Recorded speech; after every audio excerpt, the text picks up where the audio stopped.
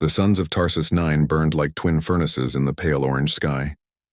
The land below was a graveyard of dunes, metal, and bones, where nothing grew and few survived. Elias Trent stumbled through the endless sand, his steps heavy, his breathing shallow. His survival suit was cracked, his helmet visor scratched and half fogged.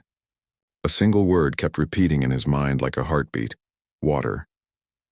3 days had passed since his exploration ship, the Lumen Star, had crashed during a sandstorm. His crewmates were gone, either buried beneath the wreck or lost to the desert winds. The emergency supplies had been destroyed and the distress beacon wasn't reaching orbit. He had followed the faint magnetic signals on his scanner, hoping it might lead to a crashed drone or a settlement. But the scanner was failing and his strength was fading. When the last drop from his canteen hit his tongue, he stopped walking. His throat felt like fire. His skin burned beneath the suns. He sank to his knees, the sand swallowing his legs. "Not yet," he whispered. "Not yet." He forced himself to stand again, his body trembling. Every step felt heavier than the last. The horizon shimmered with heat, the light bending and twisting. But then, among the waves of air, he saw something impossible. A shimmer of green and blue, like water. Elias blinked. It couldn't be real. But even if it was a mirage, he had no choice but to follow. He dragged his feet toward it, every muscle screaming for rest. Minutes or hours passed. He couldn't tell anymore. But as he reached a rise of sand, his eyes widened in disbelief. Before him stretched an oasis, palm-like trees made of shining metal leaves, and at their center, a pool of clear, rippling water. The surface reflected the burning sky like a mirror. He fell to his knees and crawled closer. Hope filled his chest like fresh air. When his fingers touched the edge of the pool, he felt real, cool liquid. It was not a trick. It was real. But before he could scoop the water into his mouth, a spear hit the sand beside his hand. Elias froze. A shadow moved behind him. When he turned, he saw them. Figures of bronze and steel, tall and proud, their bodies covered in light armor that shimmered like sunlit stone. Their eyes glowed faintly and their weapons hummed with energy. There were 6 of them, all silent, all watching him.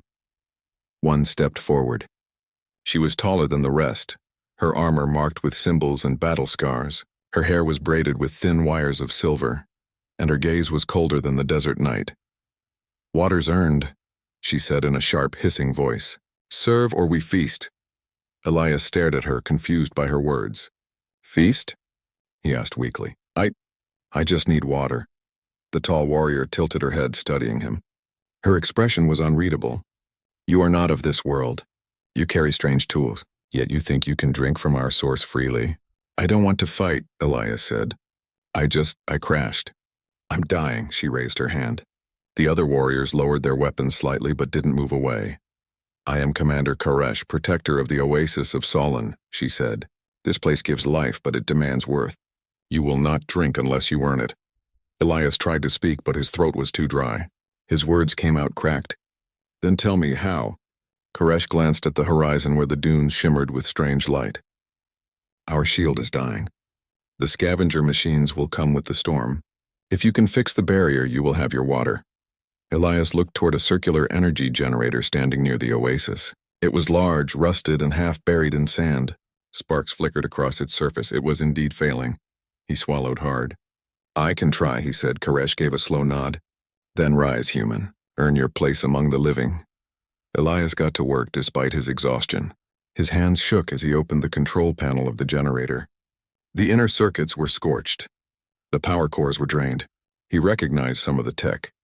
It was old, built by humans long ago, maybe from an earlier colony attempt.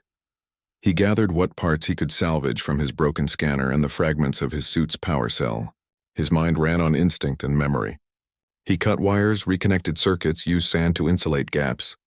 His vision blurred and the heat clawed at him, but he refused to stop.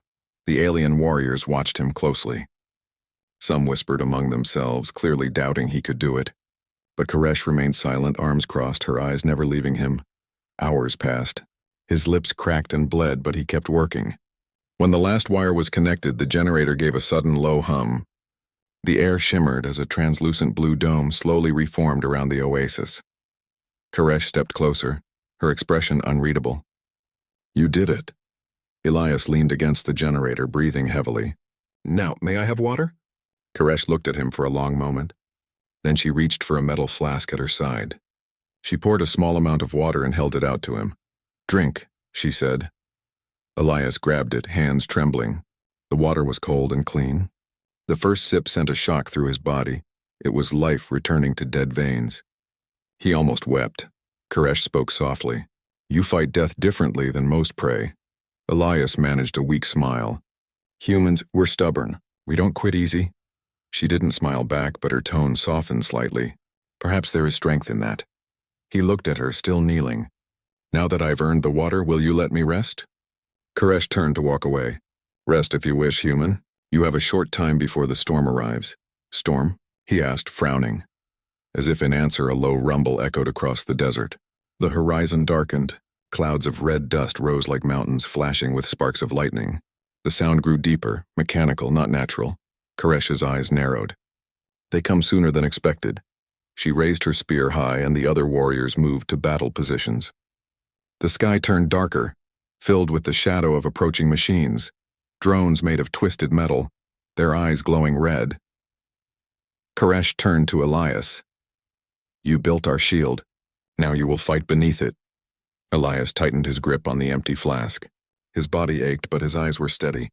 "If that's the deal," he said quietly, "then I'm in." The commander gave a small approving nod. "Then prove your worth, human." Lightning cracked above them. The desert wind screamed. The scavenger army moved closer, hundreds of metallic beasts rolling over the dunes. Elias stood beside Koresh and the warriors, the repaired shield humming around them. He wasn't just a dying man anymore. He was part of something larger, a line between survival and extinction. The first explosion shook the sands. Koresh raised her spear and shouted a command. The warriors charged. Elias took a deep breath and followed, gripping a salvaged pulse rifle in his hands. The desert of death had become a battlefield. And for the first time in days, Elias Trent wasn't thinking about thirst anymore. He was thinking about fighting to live. End of Part 1. The storm rolled across the desert like a living beast. Winds howled. Red dust filled the air and flashes of electric light danced across the sky. Inside that chaos, the ground shook under hundreds of mechanical legs. The scavenger drones were coming, machines that hunted anything that moved. Elias Trent stood beside Commander Koresh and her warriors under the glowing blue shield he had repaired. His heart pounded in his chest, but his mind was clear. He had no armor, no training, and barely a working weapon, but he refused to die running. Koresh's voice cut through the storm. "Positions. Hold the shield until they break their own metal." The warriors roared, raising their plasma spears. Their armor reflected the lightning, turning them into moving statues of bronze light. Elias crouched behind a sand wall and checked the rifle he had salvaged from the wreck. Its charge was low, but it would have to do. Then, through the red haze, the first drone appeared, a spider-shaped machine with claws that cut through stone. It slammed into the shield and sparks exploded across the barrier. Then came another and another, until the horizon was a wall of metal and dust. The Oasis of Solon trembled under the weight of war. Koresh lifted her spear high and shouted, "Now!" The warriors charged through the opening in the shield, their blades glowing blue as they met the machines head-on. The air filled with the sound of metal clashing against metal, plasma bursts, and the deep hum of energy weapons. Elias stayed low at first, firing controlled shots at the drones trying to break the shield's generator. His aim was steady. Every burst of light from his rifle cut through a drone's sensor or fuel line. He used the dunes as cover, moving quickly, using angles the aliens didn't expect. Koresh noticed his precision. Between commands, she glanced toward him and muttered, "He fights like one who has seen too much death." The storm grew worse. The wind screamed louder and the red dust turned the air thick. Elias could barely see 10 meters ahead, but through the chaos he heard a cry. One of the warriors had fallen. Without thinking, he ran toward the sound. A young alien warrior lay pinned under a drone, its sharp legs cutting into the sand near his chest. Elias jumped on the drone's back, using his broken rifle as a lever to jam its joints. The machine thrashed, nearly throwing him off. He grabbed a shard of metal from the ground and jammed it into the drone's core. It sparked once, then fell still. Elias helped the young warrior to his feet. You okay? The warrior blinked, confused but grateful. You risked yourself for me. Human? Elias gave a tired smile. That's what we do. Before the warrior could answer, another explosion shook the ground. The shield flickered. The generator was failing again. Koresh shouted over the storm. Trent! The barrier, it is falling! Elias looked back. The shield shimmered weakly, parts of it already vanishing. He knew what that meant. If it failed, the drones would overrun them all. I'm on it, he yelled. He sprinted toward the generator, dodging sparks and debris. The heat burned his lungs and the sand whipped his face, but he didn't stop. The generator's core was cracked from the pressure. He had no tools left, no spare energy cell.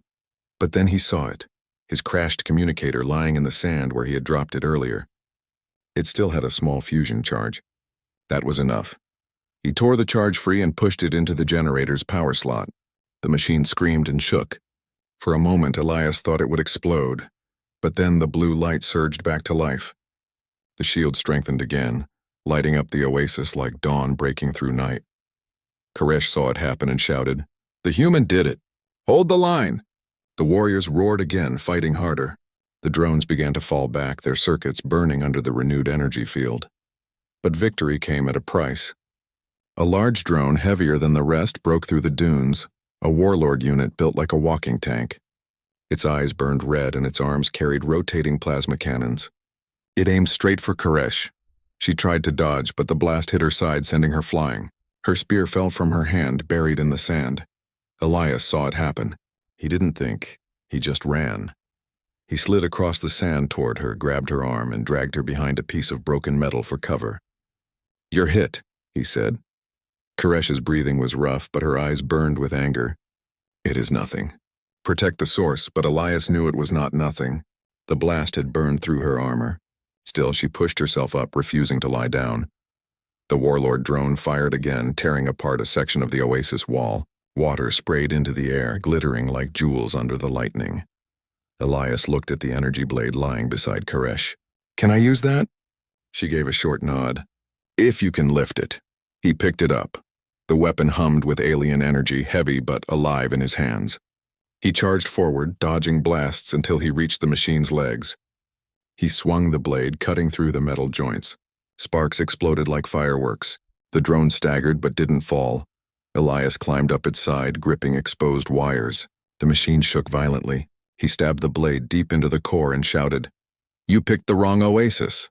The explosion threw him backward. The warlord drone collapsed, smoke rising from its chest. When Elias stood again, the storm was clearing. The drones were retreating, their signals lost in the wind. The remaining warriors cheered, their voices echoing across the dunes. Koresh limped toward him, supported by two of her soldiers. She looked at the fallen machines and then at the human who stood covered in dust and oil. You fought like one of us, she said quietly. Elias smiled faintly. I fought like myself. Koresh studied him for a moment, then nodded. Perhaps that is better. As dawn rose over Tarsus 9, the oasis looked peaceful again. The water glowed under the morning light and the metallic leaves shimmered with dew.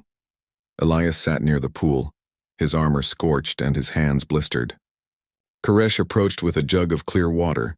She poured it into a cup and offered it to him. No test this time, she said. No earning. You have already proven enough. Elias accepted the cup, drinking slowly. The cool water slid down his throat like life itself. He sighed deeply and smiled. Thank you. Koresh looked at him with pride. You came to us dying of thirst. Now you stand among warriors. He looked at the reflection in the pool, his own face tired but alive. Guess I did, he said softly. She stepped beside him, watching the sunrise. You have a place here if you wish it. The desert does not forget those who fought for it. Elias gazed at the horizon, thinking of his lost ship, his crew, and the endless silence of the desert. Maybe I'll stay for a while, he said. I kind of like the company. Koresh's lips curved slightly on the closest thing to a smile.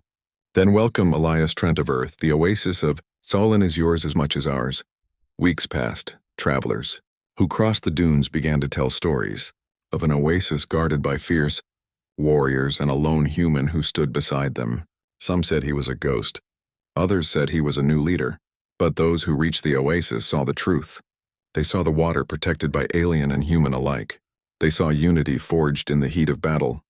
Elias Trent had come to Tarsus 9 dying of thirst. But he had found something far greater than water. He had found respect, purpose, and a new home beneath twin suns. As night fell, the Oasis lights shimmered softly, and Elias stood watch beside Koresh.